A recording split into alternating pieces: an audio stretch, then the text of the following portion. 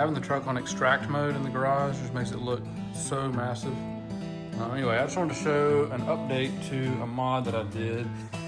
This is the Up Invincible rear steel bumper that I put on several months ago. I got the lights in. I got them a while back, and you can see just how blindingly bright those are. They do operate off of a fob, which was not my first choice. I'll get into that in just a little bit. So they are push button on off, which could be nice in some situations if you don't want to just have the truck in reverse while those are on. If you're trying to do something behind your truck and want to be able to turn them on and off, could be a benefit there. Like I said, I didn't really want a separate key fob to operate them, but here we are. I like the way they look. They're bright. Father-in-law helped me get the wiring completed last night. And before I buttoned the bottom of the truck up, I just wanted to show exactly how this is hooked up in case somebody else is doing a similar mod. And I had to go through a lot of research to figure out the best way to do this, where to tie in, what wires to splice into. I got to tie those loose wires up and get them secured before I put the skid pan back on. I hope you enjoy the video. I hope it's informative to you, and we'll get into it.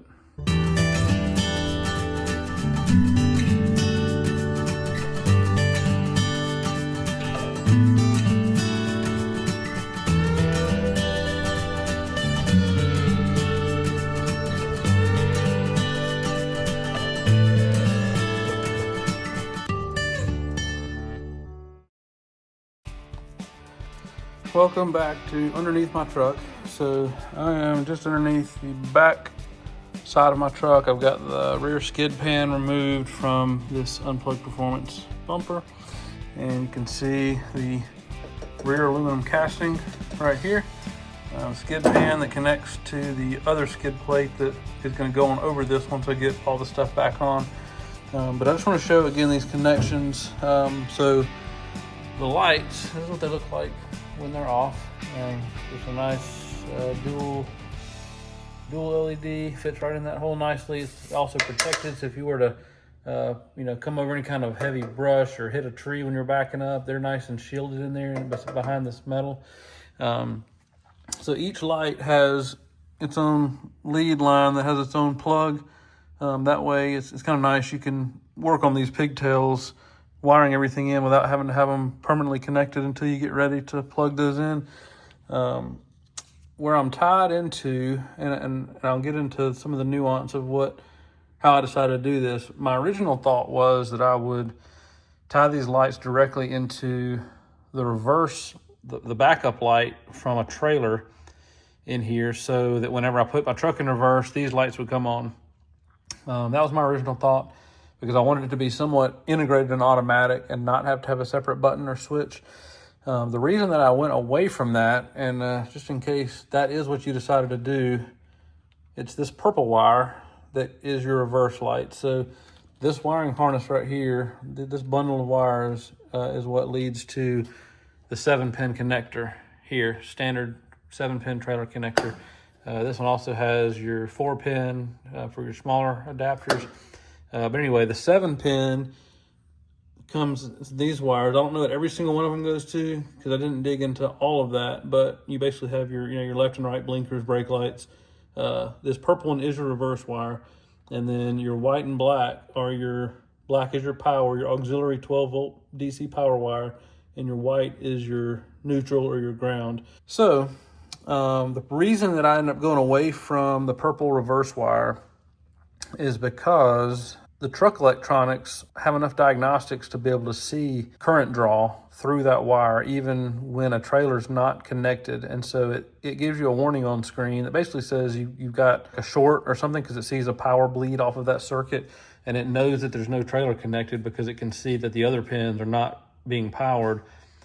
So if you do that, you're going to have to acknowledge, it's not going to prevent it from working, but you would have to basically acknowledge on the screen every time you go in reverse. It's going to pop up a warning that says, hey, trailer's not connected, but you're getting power draw from your trailer connection. So it's going to see it as a problem. I didn't want to do that either. So the next best option, did some online research. Next best option was to use basically this RF switch.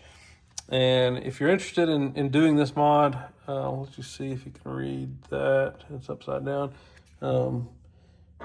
I'll put the link it's just, I got it off of Amazon. I'll put the link in the description below for the video in case you're interested in that. So it does seem to work fine. And basically, I'll just show kind of in general how this is connected. So all that this has to tie into, you just have an input and a ground. So you got your power in and your ground, and we tied into the 12-volt auxiliary power, which can be on anytime when basically the truck is awake. You're going to have power to that auxiliary line, and then your ground. So I've got these two snap lock connectors. They're closed, and if I reopen them, there's like a kind of a dielectric gel in there that keeps them waterproof. So I'm not going to reopen them, but essentially I've got my white ground going in and white ground coming back out, and then I've got my negative from this box tied in with those grounds. And then this other box, you can kind of see the black wires, if you can see that. Got a black wire going in, black wire going out, and then the red wire is coming in from the hot line of this. So the input to this switch coming from the red, so the red wire is the positive, and it's going into, tied in with the black wires on that harness. So once it comes down from there, we've got these heat shrink crimped connections that are then going to each of the pigtails, one going to the left, one going to the right, reverse light. One unique thing on these that did take also a little bit of kind of experimentation to make sure that it was going to work right first is these lights have 3 wires. There's a white, black, and a red going to each light. And I found that the black and white, when you're coming from a 2-wire, which is just a positive and a negative, and you're going to basically 3 wires on each one, for each light, you have to tie the black and the white together, and then your red is your separate for your hot wire. So essentially it just gives you a separate ground path. I don't really know what the benefit with that to be. I don't know if there's a way that you're going to daisy chain other things onto it. Maybe you could divide those out. But anyway, that's how those are together, and that's how they're working now. So I'm going to clean these wires up. I'm going to put some anti-abrasion tape back around these. I'll use some zip ties to tie this up underneath here and get these wires held up out of the way. So another thing I wanted to point out while I'm under here before I wrap everything up, this Velcro wrap, it's called Velcro One Wrap. It's just a big round spool, continuous spool of Velcro that you can cut to length. It's probably an 1.5 inches wide, and it is a great, when you don't have a lot of like attachment points for zip ties, it's actually a great thing to use because, for one, it's cloth, so it's somewhat flexible and kind of help protect and cushion some of these electronic components that used to be fixed to the old factory bumper that didn't have a new spot on the new bumper. So I really had to improvise. Well, using this Velcro, it gives a very solid attachment point, but it's also not totally rigid. So if you're going over bumps and rough terrain, you're not rattling these electronics too much. And then it also gives you a natural softener between some of these like aluminum heat sinks and these kind of sharp edges right here. You wouldn't really want that just rubbing up against each other. So this Velcro, I was able to put a couple wraps in between there so that it keeps a little bit of distance from that. So I'm going to be putting another one of those around one of these other spots to attach my zip ties to. And that also keeps the zip ties from abrading on these rough edges and possibly breaking, because they will inevitably break, but you can extend the life pretty good bit.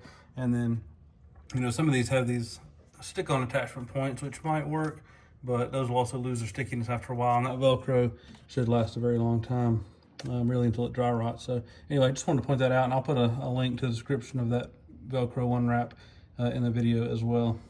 One final look at my cable management now that I've got that done. I did have to wrap all the smaller wires outside of the white and black in a separate cable wrap, because the white and black are now shorter because we had to tie into them. So I put my cable shield back around the main bundle, wrap some of this anti-abrasive electrical tape around the black and white to keep them bundled. I did put some more of that Velcro wrap around these splice connectors just to kind of give them some extra cushion and to keep them held up outside or above the plane of where the skid plate's going to go back. So I don't want those rattling against that and possibly causing damage. So here's our RF switch. We've got it held up with a zip tie against this other Velcro. This part's probably a little overkill. I'm tying these wires off to this underside, remember, but it does have a sharp edge. So anywhere that the wire's going past that, I've got some of this anti-abrasive tape and then got it held in place with zip ties. So it still can move, but it won't rattle right against the metal, if you can see that. And then the other part, I've just got it actually running through the top of this channel with some zip ties holding it in there. This side, I just held, I kind of tied the other end of this light cable up in with this other bundle, and it runs around to the back of the other light. So now the only cable that we have hanging down is this connector that's going to plug into the rear speaker that will be right in this area whenever the lower skid plate is put back in place.